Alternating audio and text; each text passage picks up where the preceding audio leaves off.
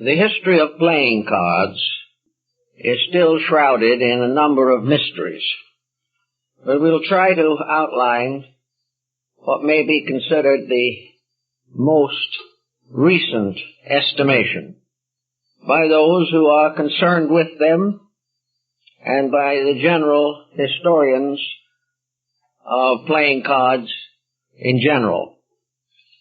The origin of playing cards is unknown. The probabilities are that these cards originated in the Orient. China makes a pretty strong claim for originality in this particular area, and it is known that they were in use in one way or another among the Chinese for over 1,000 years. In Europe, they did not appear until the early years of the 14th century. And in the course of time, many and unbelievable ramifications have set in. The tarot cards probably have a history separate from that of the ordinary gaming or amusement deck. The Court de Gabelin, one of the first great Egyptologists, favored the theory that these major trumps, as they are called, the 22 major cards of the tarot deck, which consisted of 78 cards, that these were actually based upon symbols used in the initiation rites of the ancient Egyptians. Some have held that they may have been carved upon the walls of the inner sanctuaries of the Egyptian mysteries. Others feel that they may have been freestanding symbols, originally in the form of objects of various shapes, sizes, and proportions, which were used in the instruction of those seeking admission into the sanctuaries. It is also possible, as suggested by Pythagorean lore, that these cards were originally used in a sacred oracular manner. The most permanent and enduring aspect of playing cards, except for gaming, has been the connection between them and oracles. The ancient priests of the tabernacle and the temples of Israel had auricular stones set upon the shoulders of their robes, by which they were able to determine the will of deity. More lately from this, the 12 stones of the breastplate of the high priest were believed to have miraculous powers. In other words, what man was always seeking was some way to discover the will of his deities. He really wanted to know what they wanted him to do. But unfortunately, the heavens were silent, and the only link between deity and the laity was the priesthood. The priests, in turn, composed largely of human beings with no extra spiritual powers or faculties, found it very difficult to make major decisions in the lives of people, either for the course of nations or for the fates of individuals. The priests were always consulted, and in almost every instance they ultimately fell back upon some type of oracle, some way of invoking deity, some way of bridging the interval between the objective and the spiritual causal universe within which we exist. The development of sacred magic related to these issues, and in many instances, as in the Oracle of Delphi, the discovery of the will of deity came through the priestess who served the oracle, who went into a kind of trance and delivered the mysterious quatrains or hexameter verses by which the deities were supposed to answer the questions of mortals. These questions involved many different problems. Problems relating to character, to decision, to career, to marriage, to death, and to destiny, as far as the major purposes of life were concerned. The philosopher Pythagoras was named for the Pythia of the Temple of Delphi. When the child was born, the seers predicted his future and that which he would accomplish, and it was so. We find many references to oracular revelations in the Bible.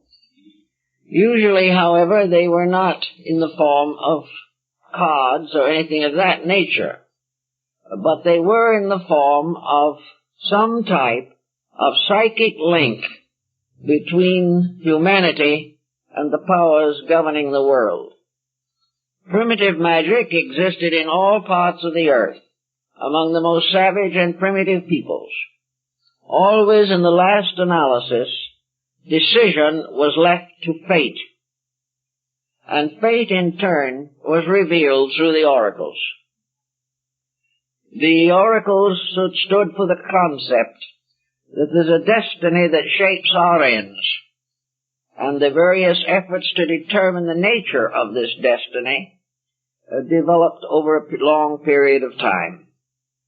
We are inclined to believe that at the very most remote period, divination was by means of arrows. In other words, small sticks falling in various positions and compositions were held to have sacred meaning. We know that similar sacred meanings were found in China by the use of the so-called oracle bones as early as the 2nd millennium BC. Oracle bones had inscriptions placed upon the flat bones of animals. These inscriptions were in the form of a question and a built-in type of answer. In the Chinese ideographs, this was comparatively simple.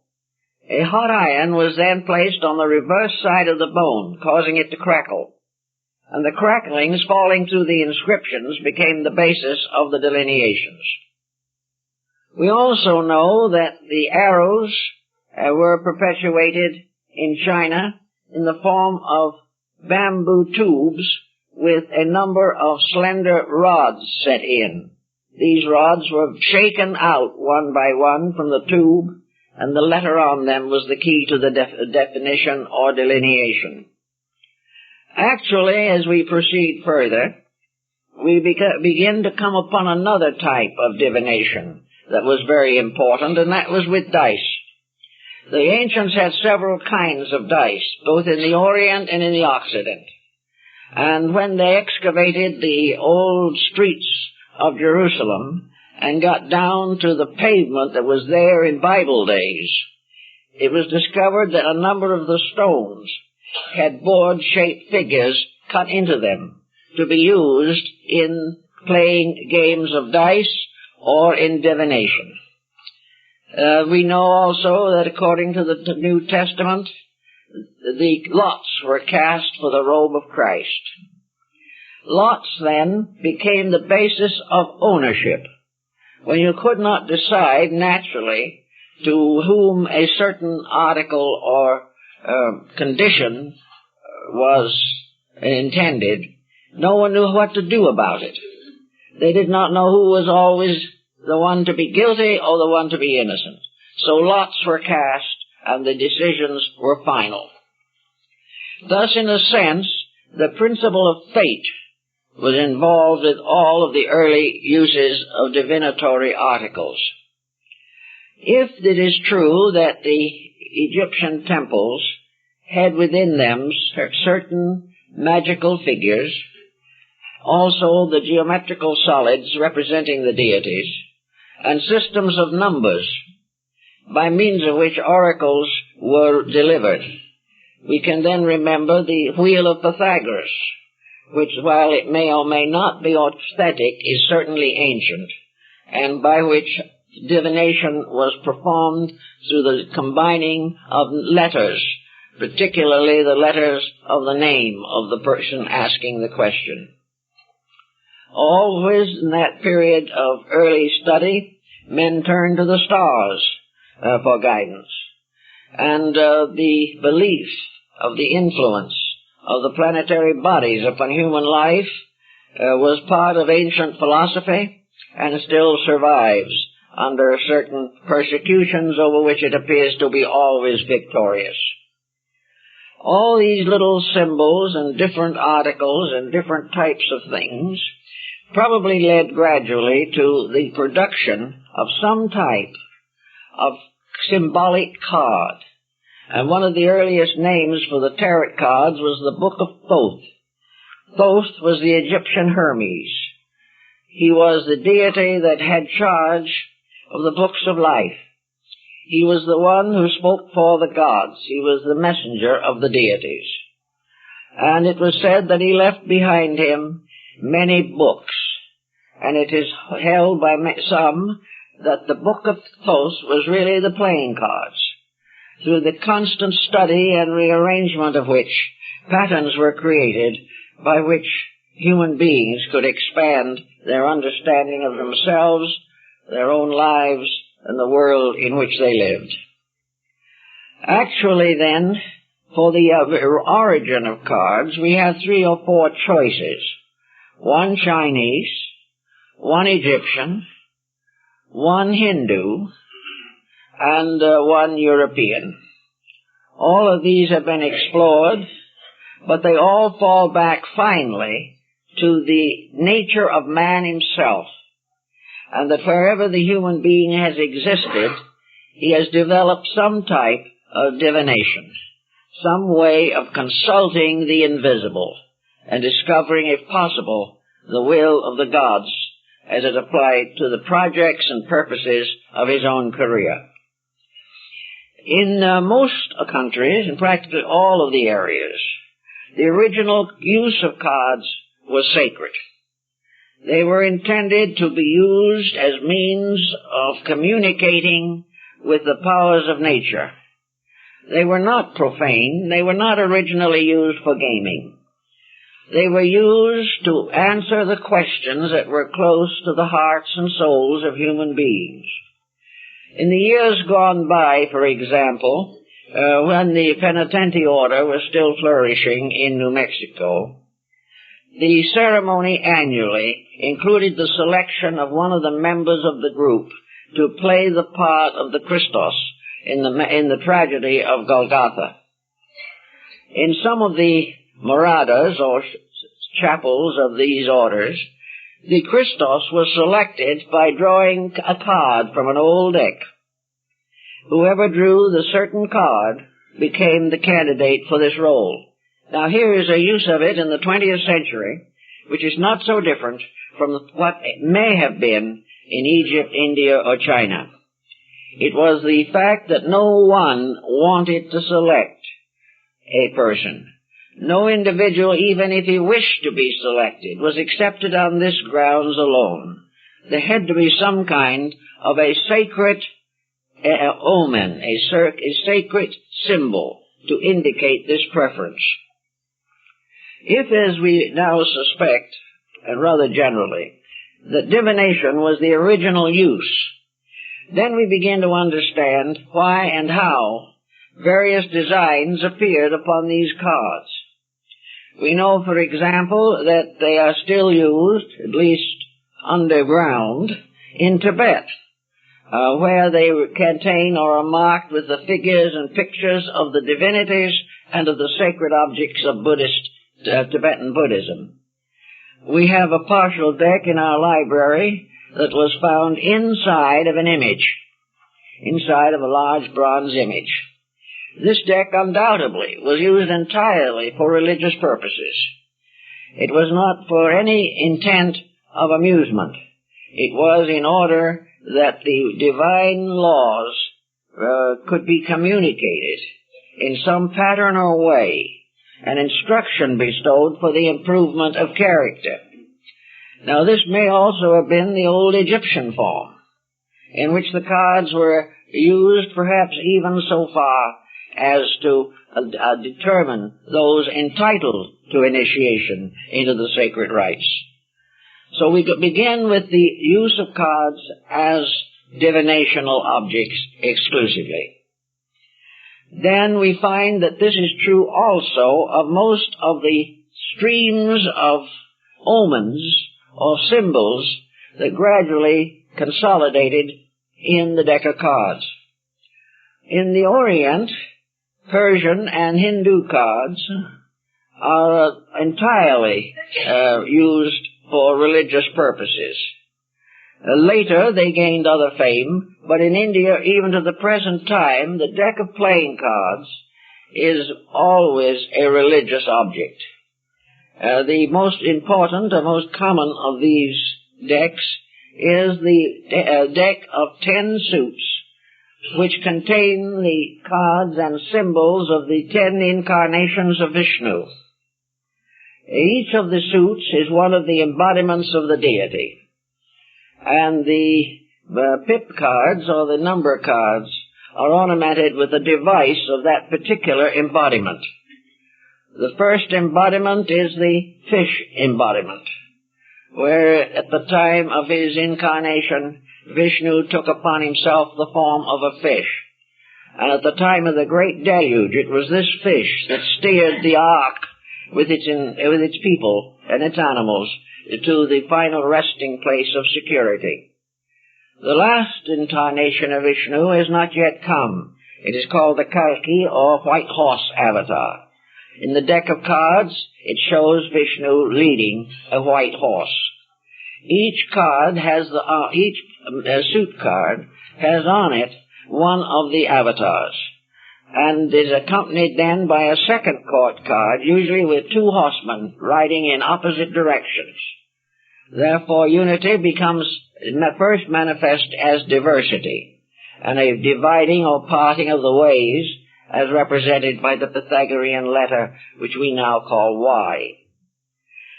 The Indian decks are very beautiful because most of them are hand-done. And even today, they differ in minor appearances and even to a minor degree in the artist's capacity to capture the symbolism. But they are circular, they are painted on discs of heavily prepared paper fiber, which has been lacquered and varnished, and they are divided in color according to the suits, but all of them together represent the great cycle of the embodiment of deity. We have very little record that these cards are used in gaming. Of course, it is possible that this has happened everywhere. But except for these cards, we find other cards in India, in exception to these.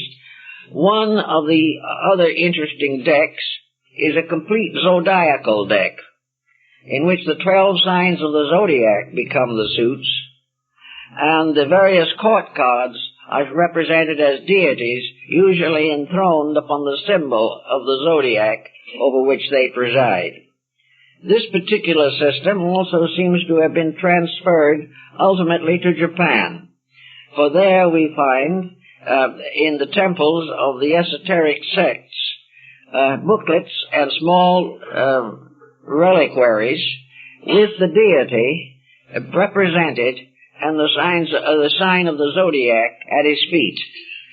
These little relic curios are obtainable. We got several of them in Japan.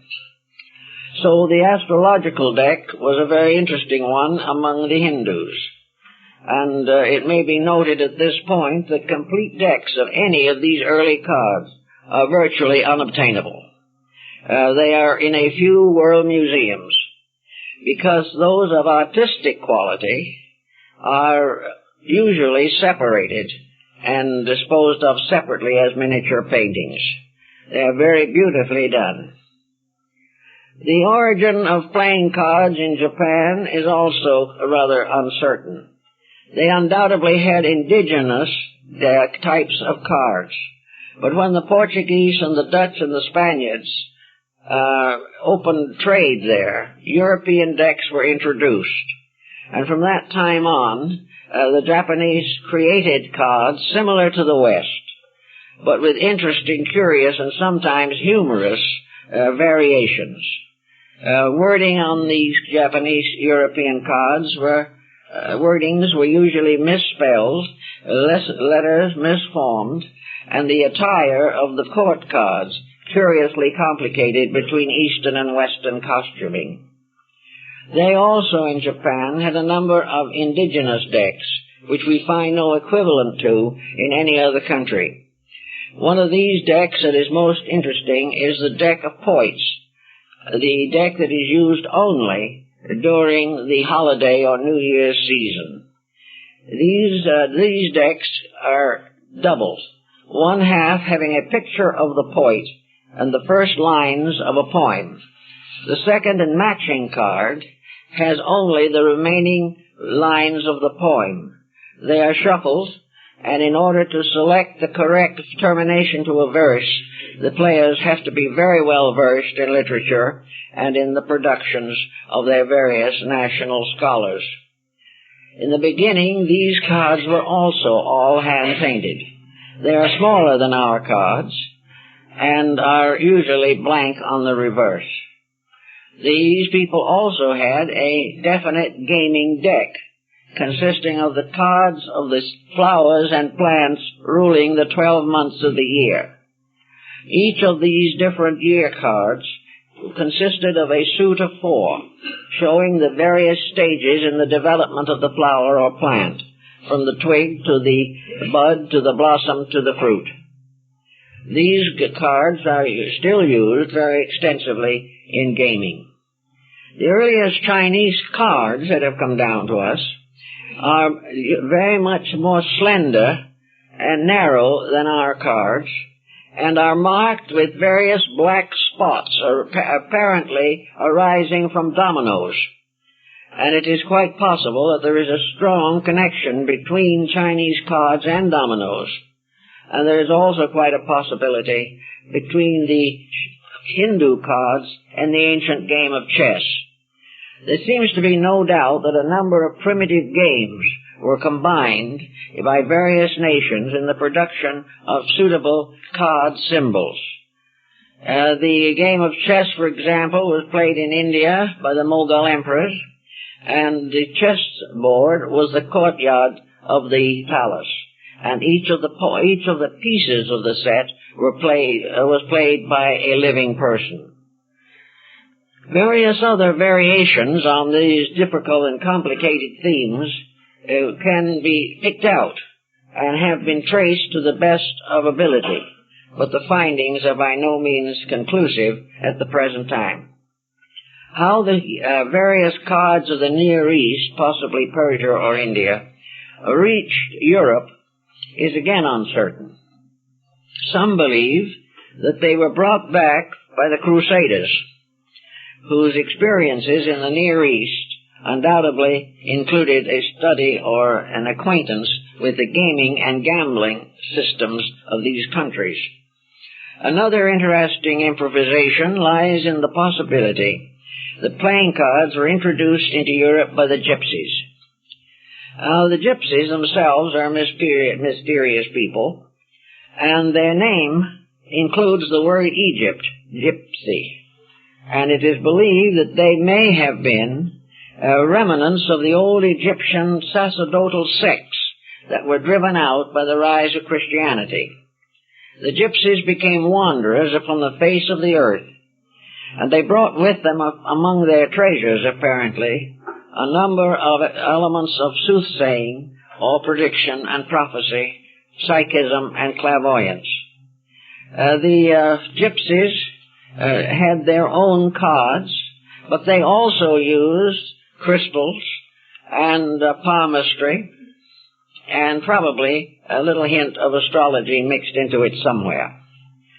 The gypsies wandering about Europe became famous as fortune tellers and were presumed to possess what we now call second sight. Explanations for the second sight also brings in an interesting complication. It is known, of course, that the gypsies became intensely inbred, that they seldom, if ever, married outside of their clan.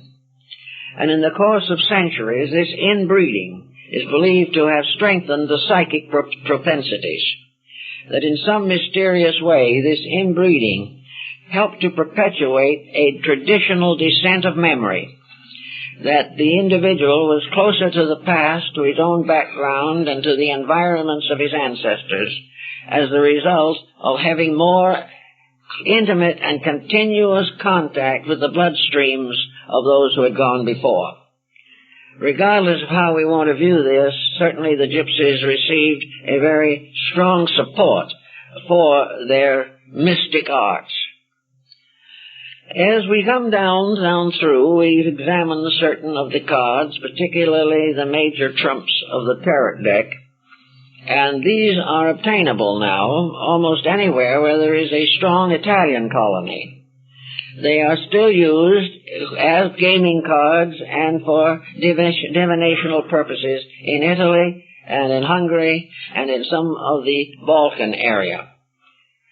These cards, have, however, passed through an interesting modification. As may be realized, the church was dramatically opposed to card playing. It was considered to be a sin not only to gamble, but to use them for divinational purposes. The church wasn't entirely successful, but it did accomplish a few restrictions. One of the most common of these was that during even the 14th and 15th centuries and 16th centuries, apprentices, being apprenticed to a master, had to sign a contract. And this contract included the line that they were not to play cards at all except on the Sabbath after church. There appears to have been, however, a little coercion here between the church and business, because it was feared, apparently, that those engaged in various useful or necessary applications of energy, various vocations, would be less likely to do a good day's work if they could get off in the corner and play cards. So to protect business, industry, ethics, and the church, the use of cards was heavily restricted. Another interesting detail occurs, and that is that in the tarot deck, the second card is called the Papist, or the female pope, and the fifth card is called the Pope. Now, there is an old legend that there was once a female pope, which, however, the church is rather reluctant to admit. There is also the fact that on these cards, which were constantly criticized and condemned by the church, there were two sacred figures, both relating directly to Christianity, both wearing the papal tiara, both carrying the papal cross. And as time went on, this got to be an aggravation or an aggrievement of one kind or another. So the modern Italian decks have taken out these two cards and put in their place Jupiter and Juno, two Latin deities. But older decks still have the original allotments, and decks prepared in modern times for students of the tarot, of course, have the original form. But the playing deck, as it is used now by the people, no longer contains these two cards, which are considered objectionable. Gaming was gradually introduced, probably as a result of the natural instinct of the human being to hope for quick gain and to remain steadfast under quick loss. Cards or games were originally probably a combination of gaming and the fulfillment of hope. The individual playing hoped to win. If he won, he considered it a sign of a good destiny. He not only pocketed the money, but had the satisfaction of having gained it through the consent of fate, that it was his by divine right, so to say. The Protestant Reformation practically ended the use of cards in the so-called Protestant areas. But they came back gradually. They were not ousted for long. When the French Revolution overthrew the monarchy, the kings, queens, and jacks of the deck were deprived of their crowns, and all symbols relating to royalty were removed from the French decks. They were, however, gradually replaced. Religious decks in the Western world are not too common, but not too rare. Some decks have the court cards as the prophets and apostles and other biblical figures. A very favorite subject for a king card was Charlemagne, and it is said that one of the queens was derived from the symbolism of Hypatia. All kinds of strange and wonderful thoughts have become associated with these cards. Now, the 22 cards of the major deck of the tarot, which is the one most used by students of the subject, are very much Kabbalized in modern thinking. To the numbers have been added the letters of the Hebrew alphabet, and the cards have been tied strongly with all of the Hebrew philosophical speculations, including divination. They have been used to reconstruct Kabbalistic designs, and have been used as symbols of the various levels and orders of the Kabbalah. In Kabbalism, the great sophoretic tree appears in 4 forms, representing the tree of life on 4 levels of existence. These 4 levels of the tree of life are represented by the 4 suits, and the Godhead is represented by the court cards. The other cards constitute the 10 sephirothic symbols of these 10 spheres or worlds, and also come back again to the Pythagorean tetractys of 10 dots. We'll go into that in a few minutes. Actually, then, the old deck of 78 cards was primarily a philosophical deck. As time went on, a number of improvisations were made. The tarot majors or major cards changed their designs. In some cases, characters from classic mythology and from various systems of symbolism were inserted, and later they became involved more or less with contemporary events. Some decks of cards have famous generals, and one of the prime objects of these successful cards in England at one time, the prime object was the Duke of Wellington, who honored himself, or was honored, by being placed among the persons of the deck of playing cards. Also with time, educational cards made their appearance. Cards were used to teach astronomy, mathematics, engineering, medicine.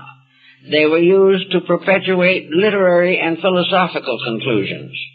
They included the quotations from great poets, and they've covered practically every area of human interest, from the most abstract astronomical and cosmological designs to popular baseball and football players.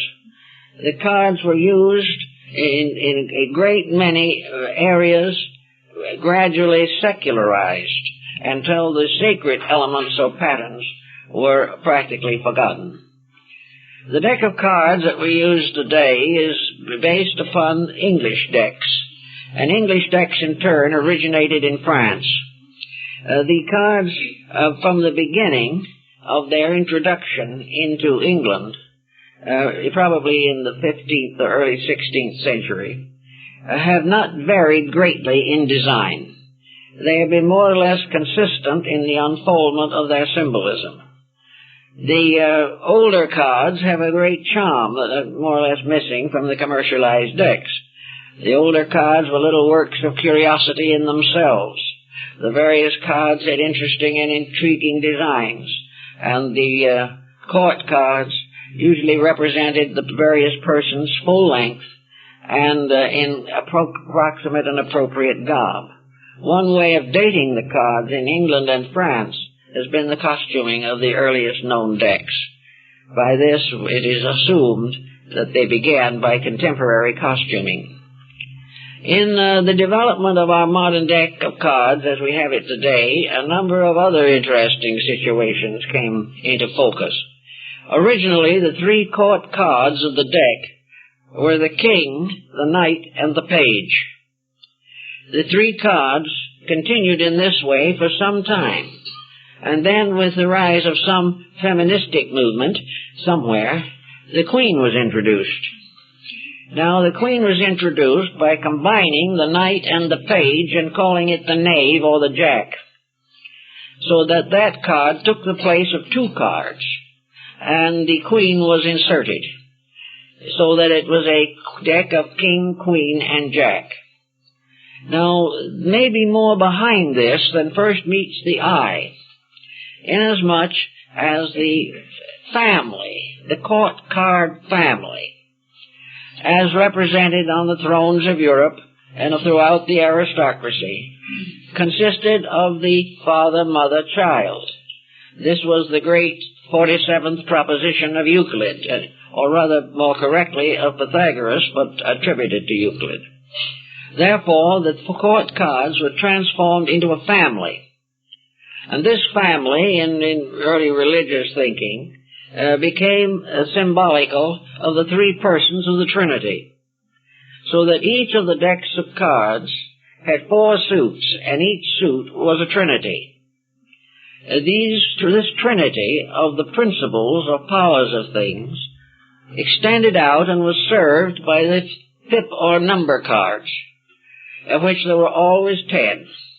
Being the symbol of the tetractys, or the 10 spheres in which the divine Trinity operates. The Trinities in each case belong to one of the levels of human society, so that by the same way they came to be related to the elements, to the quaternaries in the zodiac. They came to be represented by wherever the 3 stands out as a holy number, or as a symbol of equilibrium. The 3 was the symbol of harmony. It was the symbol of the home, of the family, and of the cooperation of human beings in the furtherance of the divine plan. The deck was somewhat abridged by dropping out of the major trumps.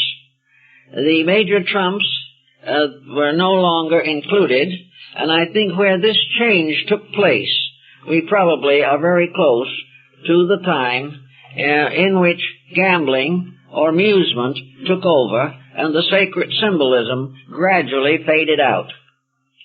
But with the deck of 52 cards, as we have it at the present time, we have some very interesting astronomical factors presenting themselves, and of course these cards can be subjected to almost any type of thoughtfulness to find out what they mean. In the first place, we have 12 court cards. These 12 court cards are recognized as, in an astronomical sense, as representing the 12 months of the year. When the double-headed cards were introduced, each of the 12 cards had 2 portraits on it instead of one inverted to the other. These 12 multiplied or increased by a second 12 became 24. These 24 faces, therefore, fitted very well into the concept of the 24 hours of the day, which in turn descended to us from the 24 elders before the throne in the book of Revelation. Having thus more or less identified this particular point, we go on to the consideration of the cards themselves. Each of the suits consists of 13 cards, and the 4 suits combined give us 52, which is the number of the weeks in the year. If we add the spots on all the cards together, counting the jack as 11, the queen as 12, and the king as 13, then I'm going up from 1 to 13, the result is 364. which is 1 day short of the year. In order to take care of this little detail, at quite an old date, the joker was introduced, which made the number of actual spots 365. Some modern card manufacturers, no doubt without any intention of so doing, now provide their decks with 2 jokers, whereby we take care of leap year. But Milton Pottinger, in one of his studies on symbolism, points out the parallels, for example, between the symbolisms on cards and the symbols of Freemasonry and other ancient esoteric societies. This has, however, certain disadvantages, because if we trace the cards down through the centuries, we find that the many irregularities have stepped in or crept in to change the appearances of the cards. It still remains true, however, that the King of Clubs is probably the Grand Master of the secret empire of the cards, for he is the only one who carries the orb, which was the symbol of ultimate royalty. But all the cards can be taken and you can sit down and compare them. You can also, if you're interested, secure different cards from different makers and compare the details of symbolism. There are differences, some of which may be quite significant. In the older decks, for instance, the orb of the King of Clubs is surmounted by a cross. In the modern decks, the cross has been transformed into a tripolate leaf, which no longer resembles a cross. But if you go back far enough, the cross is restored. So all the new decks and so on are hampered by modernization and by the gradual conventionalizing of the symbols which are upon them. Now, as we go a little further into this rather intriguing subject, we come directly to what seems to be the most important of all considerations, namely the prophetic use of cards. Cards as instruments of divination. And to analyze this could almost confuse the world's greatest thinkers, for the simple reason that it has been impossible up to the present time to explain why and how a turn of a shuffled deck of cards can produce a card with a specific meaning for an individual. Yet it would appear that such actually occurs. And if various persons who have been in contact with cartomancy will testify that the cards do have an uncanny way of working out, that there is something that happens in connection with the use of them that seems to be still oracular, although they are now used principally in gaming. Of course, even in gaming, the players have to almost pray that the certain cards will appear. And if they do not appear, it is almost a sign that the judgment of heaven is against them. Of course, the judgment of heaven is sometimes modified by marked decks and other dishonest practices. Speaking about curiosities in connection with gaming, King James I of England was quite an inveterate gambler.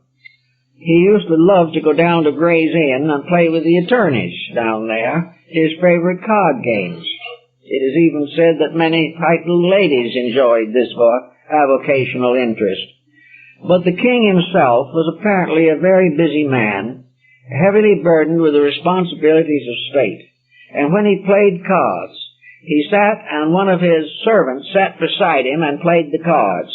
The king only told him which ones to play. It was too much of a burden to pick the cards out himself, which also might mean that amateur card players would perhaps be wise to have someone beside them who knows how to play for them. Now, maybe that was part of the king's idea. We do not know. But we do know that one year he lost £100 in playing, but next year he gained back £15 of it. This is recorded as historical. Back to the problem of the moment. The use of the cards seems to call to our attention some type of meditational discipline. In other words, the cards form a kind of mandala. It has to be of this type of thing, because various persons, having their fortunes told by cards, have different problems, innumerable, and therefore each card has to have more than one meaning. It has to be a grand over symbol of something, in order that the readings could have some type of significance. I think it is true of this as it is in most systems, that these cards constitute a point of concentration for the person playing or delineating from the deck.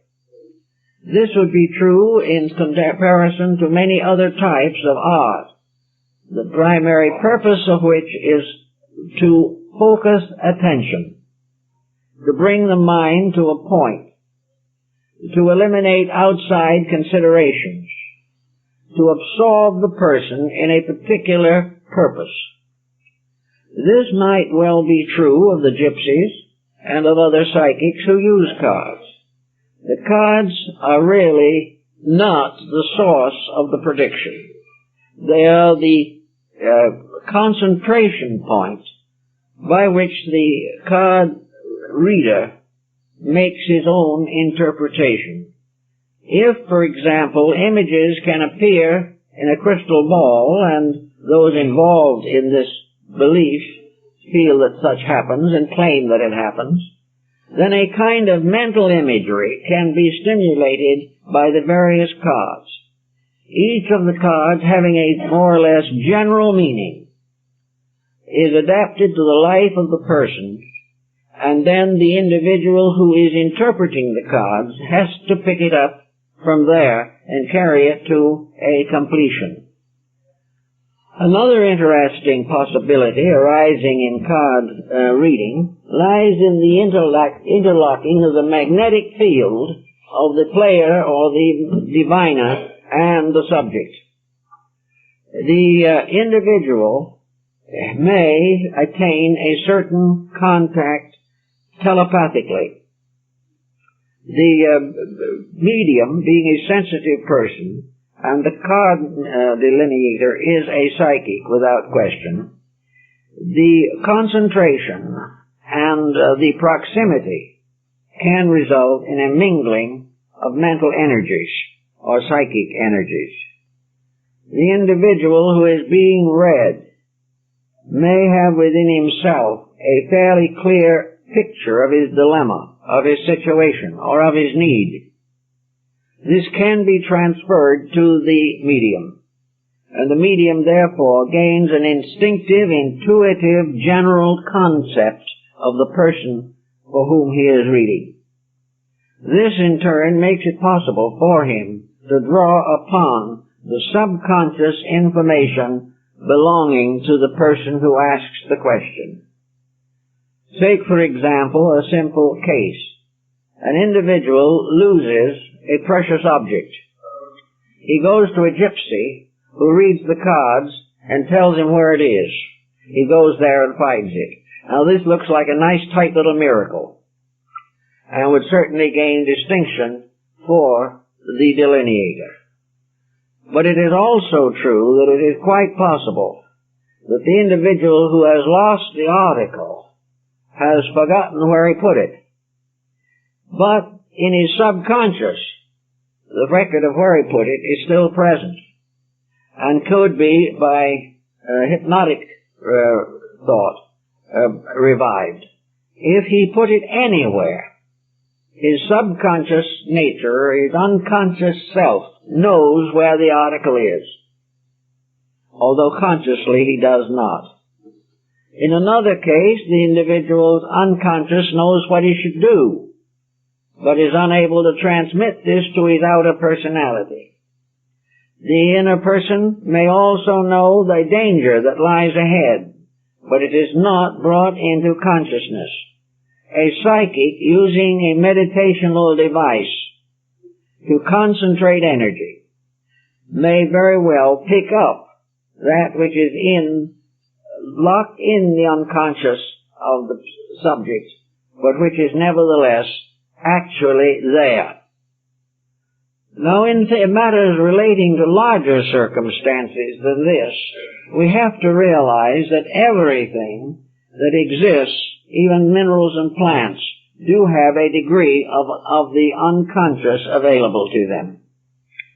With the case of mankind, it is much stronger, but we must realize that a planet has an unconscious, and that it is perfectly possible under certain conditions for a psychic to pick up the records of the processes taking place in the structure and motion of the planetary body. In other words, there is a reason behind everything. Everything is ensouled by life. And everything that is ensouled by life can be read by a person who has this psychic or mediumistic propensity. Now, it does not follow, however, unfortunately, that psychic propensity is stable. It is something over which the possessor has very little actual control.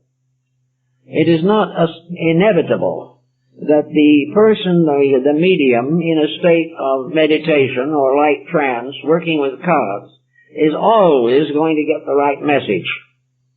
It is quite possible that the message depends to a large degree upon the orientation of the psychic.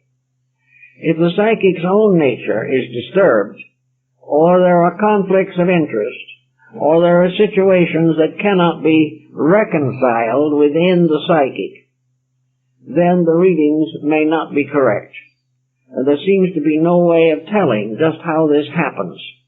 Also, it may result from the fact that the person consulting has no clear subconscious image of his own intents, or has not formulated a program, or has not clearly become aware of a situation.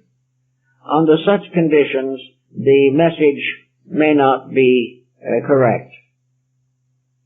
By means of symbols, and there are countless kinds of them, a discipline of one-pointedness is certainly brought into focus. It is a discipline in which the person centers his entire attention upon a single point of purpose. Very few of us do this in a normal waking state. We are diversified, we are mixed up in our allegiances and in our acceptances and rejections of circumstances. But in sleep, in dream, the possibility of archetypal dreams is enormous. The individual does contact a deeper surface of his own life, which knows more than he knows about the conditions that affect him. One of the reasons why these dream patterns come through is because he is no longer consciously using the mind to advance some attitude or belief of his own, which may be contrary to the general purpose of his life. So as a dream state makes each individual receptive to a deeper part of his own nature, so the meditation state is a state of wakeful dreaming. It is a type of quietude achieved by discipline rather than by natural need for rest. We are all, every moment of the day, in need of some type of psychic rest. We wake up and we are immediately burdened with the problems of the day. And from that time on, we have very little integration in ourselves. Whatever concentration we do have is directed toward our responsibilities, obligations, duties, or pleasures. Therefore, throughout our waking hours, the internal has very little opportunity to express itself. It is quite the same in the meditative disciplines of the East. you can lay out a deck of cards so that it will be very close to one of the Buddhist or Hindu mandalas. It becomes a thought picture, a kind of orderly structure, the arrangements and rearrangements of which are archetypal.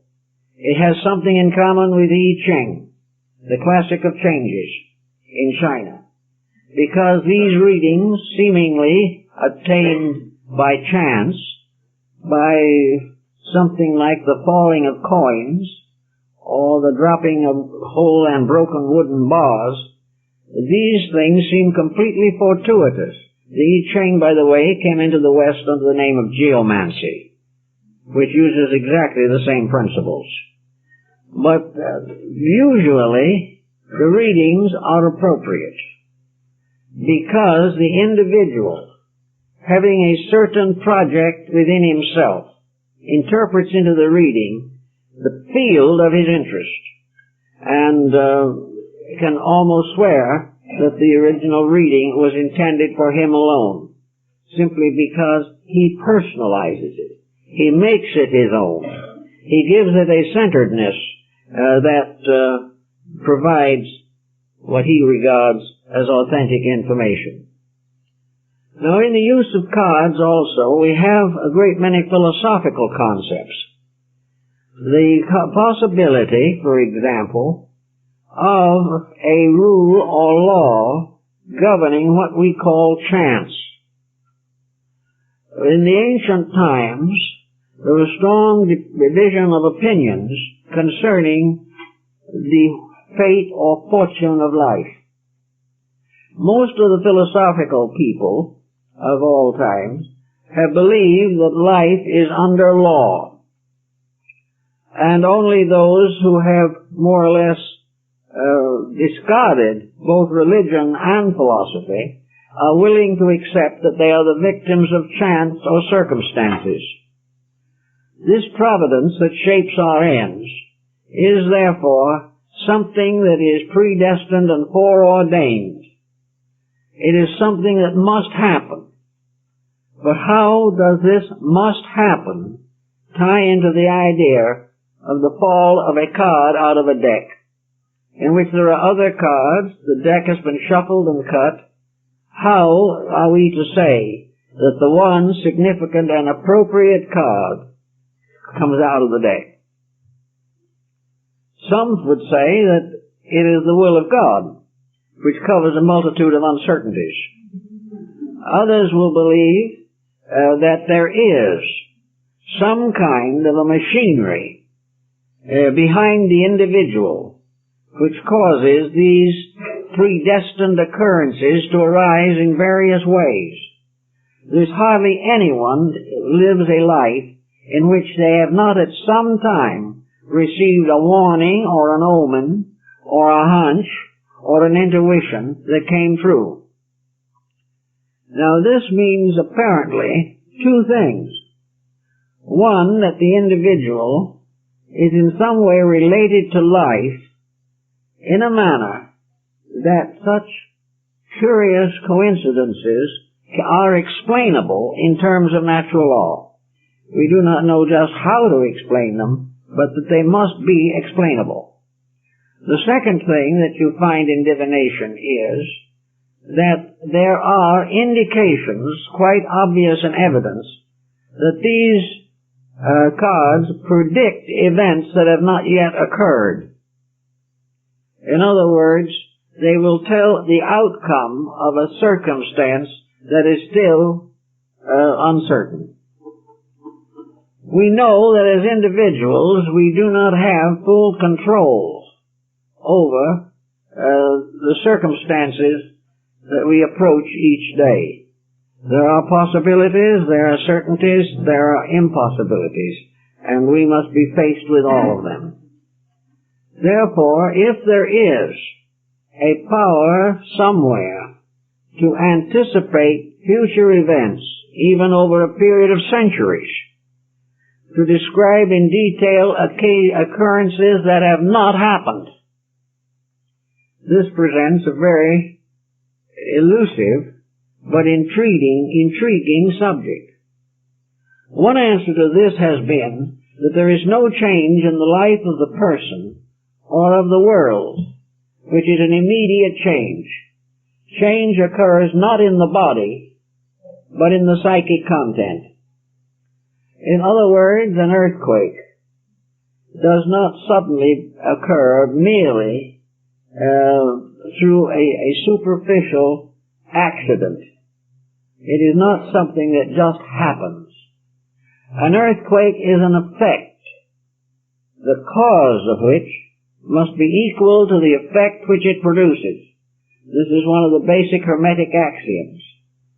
Now, the cause of an earthquake may be moving into its final relationships long before the incident occurs.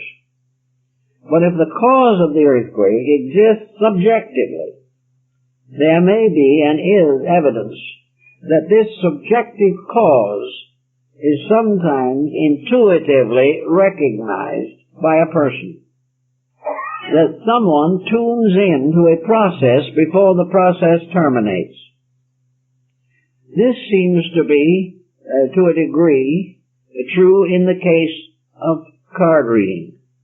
That the individual who is doing the reading is reading for a person in whom the incidents of life are forever in the forming, but do not reach a final state until they express themselves as action.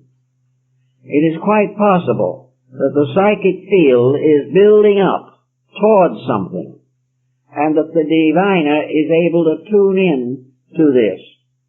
Very often they may not tune in detail, but they receive the general impression of the occurrence which is being built up.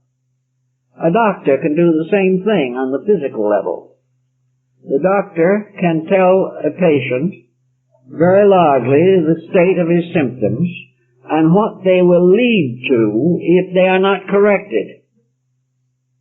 Ptolemy said there was no fatal necessity in the stars, and there probably is no fatal necessity in a deck of cards.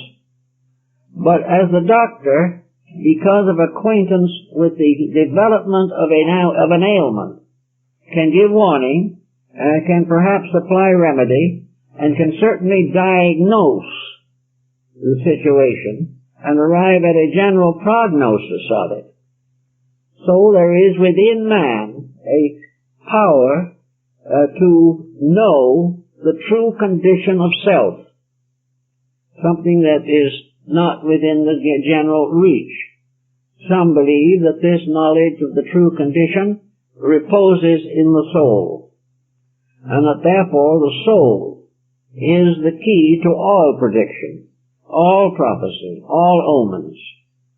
That the psychic self within man is not only the controller of all processes taking place within him, but is also a perpetual diagnostician.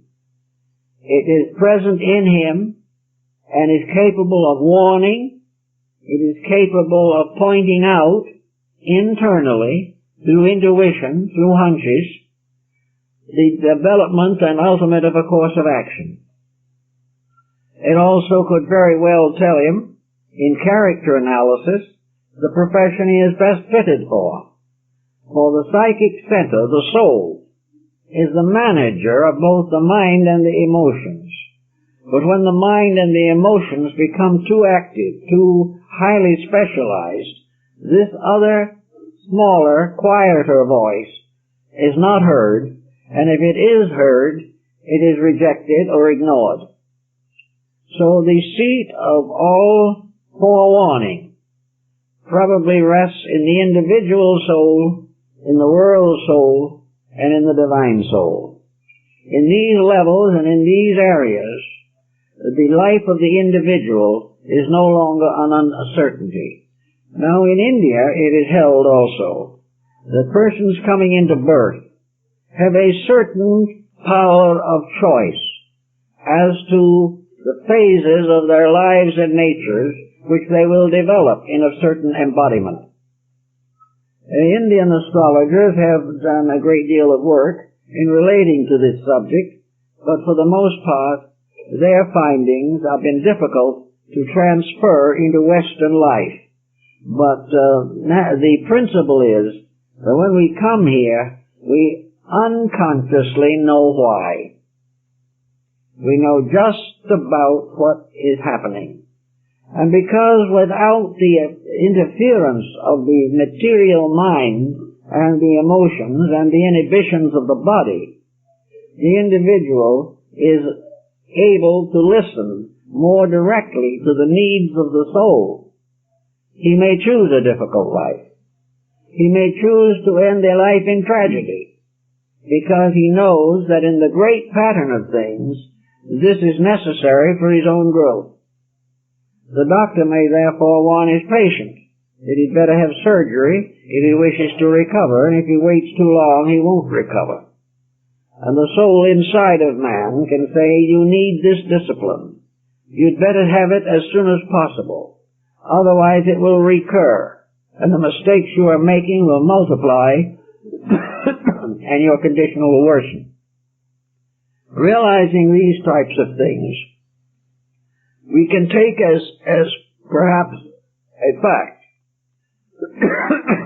that inside of us is the supreme fortune teller. That within us is this power that is constantly impelling us to the fulfillment of that destiny which is best for us, but which we have a tendency to reject. If, therefore, in earnestness and in great need, we turn to an objective catalyst, this can be very important in the solution of a problem. An individual who wouldn't think of going to a maiden aunt for advice will go to a medium. He knows the aunt too well, or doesn't agree with the aunt. Therefore, he goes to someone whom he assumes knows nothing about him. He goes to the fortune teller who lays out the cards. And in laying out the cards, we find the person hoping for an answer to, for a moment at least, suspend his own judgment in the hope that he is going to have a revelation that is more useful. He would never stop alcoholism of his own accord. But if in a deck of cards it appears that if he keeps on drinking, he's going to become a hopeless alcoholic, he will listen to that because it seems to come from space. It seems to come from a superior source. And he does not realize that this superior source may be inside himself. So when the person relaxes away and says, I'm not going to judge this, I'm going to let the deck of cards tell me, in that very moment, he comes the closest to honest judgment of himself. He suspends and refrains for a little while from all the plots and plans that he had made about these circumstances, and becoming receptive to something laid out on the table in front of him, he is actually becoming receptive to that which is within him. And having a truer image, the mind will then read that imagery into the card. Of course, there are certain rules relating to card reading. Certain suits and certain cards have distinct lettered meaning. But having a card in a suit with a general meaning, the psychic nature will reveal to him that which in his inner life is in rapport with that meaning. And he will read various things. But he is probably reading primarily from himself. Now, this might seem as though it represents a great deceit of some kind, but it really does not. Because actually, within each living being is the principle of the divine power itself. Therefore, locked within him is a divine wisdom that he doesn't understand.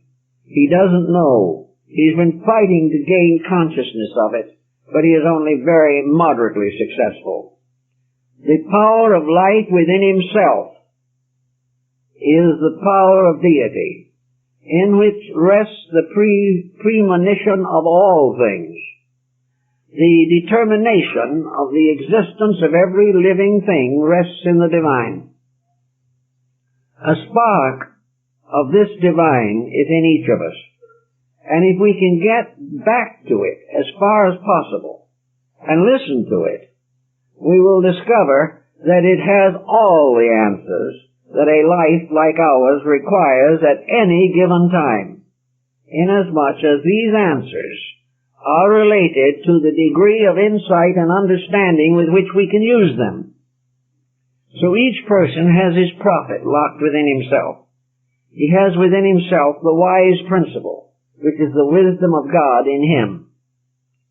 He cannot get away from the pressure of the personality. He must have some kind of a device to assist him in this. Now, these devices have always existed, but we haven't given them very much consideration. We realize that the human mind has to outwit itself in some way before it can penetrate the surface of its own thinking. An Indian down in the Hopi reservation will take two little pebbles. They're perfectly ordinary stones, nothing remarkable about them. But if he puts these two stones together and ties them around with a certain number of threads of wool of certain colors, they're not stones anymore. They're fetishes. They represent the capturing of some kind of a mysterious power in the two stones. They are no longer simply stones because he has performed a magic rite over them. And they become God powers or divine powers. Relics of all kinds come under this general heading. The individual, therefore, with the presence of this fetish, gains courage. He becomes more efficient. He may restore debilitated health. He may be successful in having a better harvest. All of these things are attributed to the fetish. But they are actually attributable to the release within himself of bondage to a lesser state of function. In other words, knowing his flock will increase, he tends it appropriately.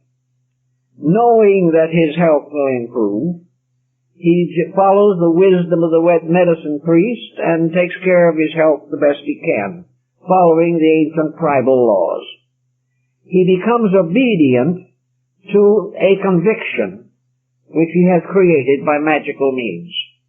Now, all kinds of things in nature, whether we realize it or not, have their magical overtones. There is nothing that we can look at, nothing we can touch, that does not have mystery in it. But we are not much concerned with mystery until we are confused. In India, the process of meditation lifts the mind from its commonplace, lifts it from its objectivity, frees it from all so-called external processes, and allows it to rest quietly in the substance of the soul. The soul then has the power to instruct the mind. The mind then interprets this instruction according to its own integrities and its own level of development. And the individual has a thought. He has an idea. He suddenly has a realization. He has a belief that he did not have before.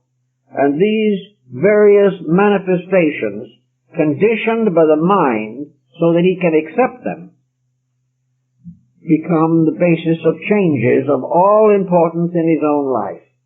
One of the great changes in human life is repentance. The individual being sorry for what he has done and trying to make amends. The repentance originates in the soul. If in the course of the time he picks a card from a deck and he is quiet and wondering and hoping, the concept of repentance begins to move in him. And if the card is favorable, he will try to do what it recommends. If the card is unfavorable, he probably will wait and try again tomorrow, because he's determined that he must have the result. But if he is unfortunate, then perhaps he is also going to recognize the negative factor of himself, the guilt factor.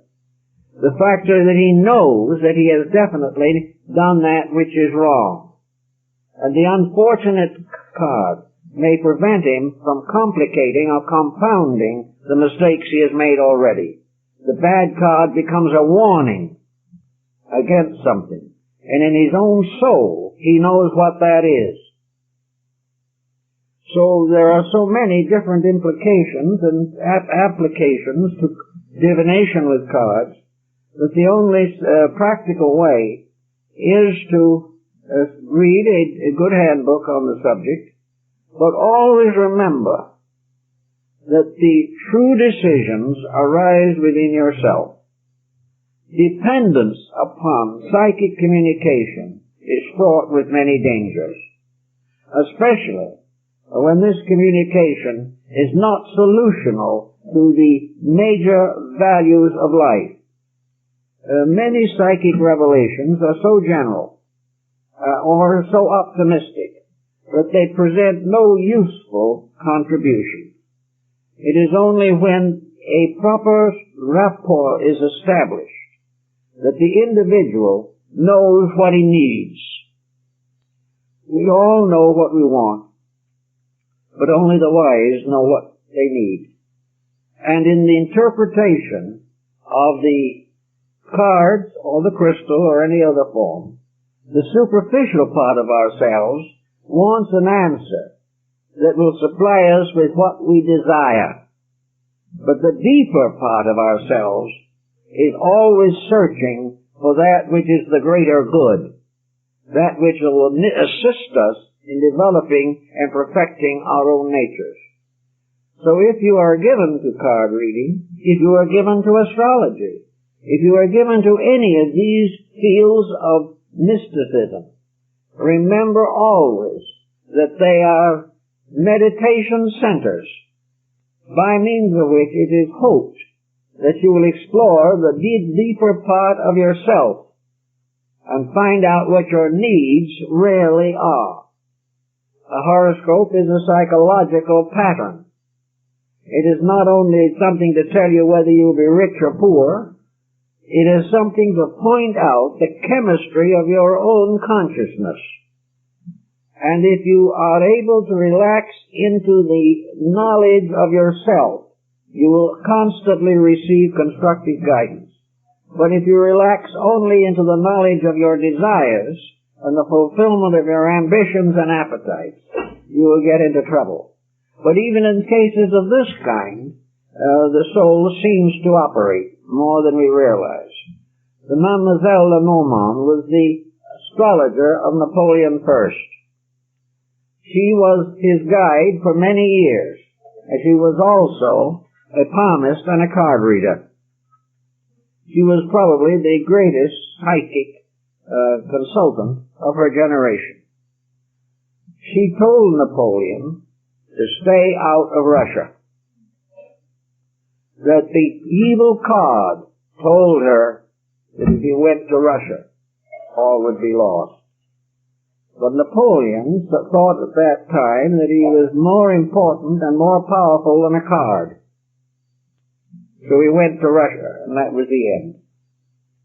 Now, the truth of the matter is that in the very depth of himself, in his own psychic nature, Napoleon realized not only the danger of the Russian campaign, because he was an expert militarist, but also he realized that the whole course of his life was essentially wrong.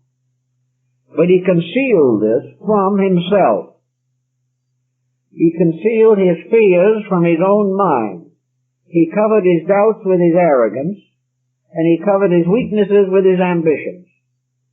But when a person who was able to create a proper rapport with his unconscious read the card, they knew perfectly well that he knew that he shouldn't go to Russia. But he didn't consciously know this. he refused to accept internal guidance. And he also, with Madame Lenormand, refused to accept the guidance of the seeress, who was really telling him the story of himself. So all the way along, if you are interested in the divination of any kind, be sure to center this divination thought upon trying to be quiet enough to let the best in you govern the rest. If you can do this, you may receive from the cards some clue and key as to how this best can best be used. But even this will be, at least in large measure, a secondary substantiation of the primary reading. The reading is that each person must fulfill himself. And in the psychic world, where barriers are not as strong as they are here, the flow of psychic energy is susceptible of diagnosis. And through the use of it, you can help your life. But you can also help your life by one of the simplest of all of these meditational disciplines, and that is honest prayer, the dedication, devotion to principles, realization of right, and the courage to live according to the best you know. These also release the internal. And sometimes this release is a reflection from something outside of yourself. But it's always aimed at that which is within you, by means of which, in the fullness of time, you will achieve the purpose for which the soul in you is guiding you. And until then, perhaps you need the dream, you may need the card, you may need the horoscope. But all of these can only help you to release that power in yourself, which is always sufficient to all need if you use it properly. This is more or less the message of the moment as far as I see it. So thank you very much. This is open house. We hope you'll all visit with us. We're going to have a little talk this afternoon on flowers. And for the occasion, we have placed a whole group of playing cards of different countries along the wall of the library under the glass on the surface of the cases. So you will see European, Asiatic, Chinese, Persian, and in one book I noticed that in one of the Persian decks of cards, the joker had the portrait of the Shah